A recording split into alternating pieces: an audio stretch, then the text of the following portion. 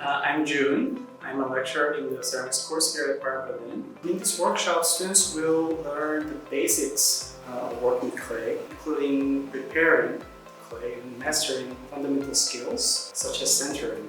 By the end of the course, students will be able to create vessels such as bowls and cylinders using drawing techniques. I'm Zosia. I'm a fourth-year student at Bard College Berlin. I took the ceramics class 2 years ago, and ever since that I've been running the ceramics club.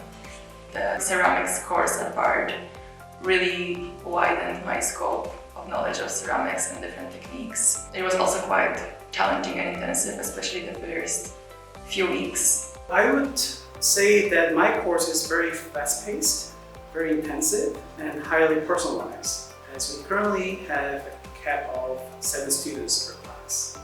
This is in some way exclusive opportunity for these 7 students. The teacher introduces us to different techniques and styles. We discuss some more traditional ceramic styles, but also more contemporary, abstract.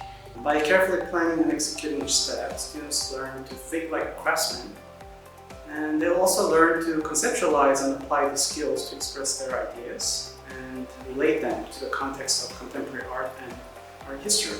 So after I took the ceramics class, I was really sad that I no longer will be able to make ceramics and have access to the facilities. So together with my classmate who already graduated, we thought it would be nice to open a ceramics club as an addition to the ceramics class. We meet once a week, and anyone can come to the club, no matter whether they have experience or not. It's open to everyone. It's more about like experimenting and just working with the material, having fun, than about creating a specific result.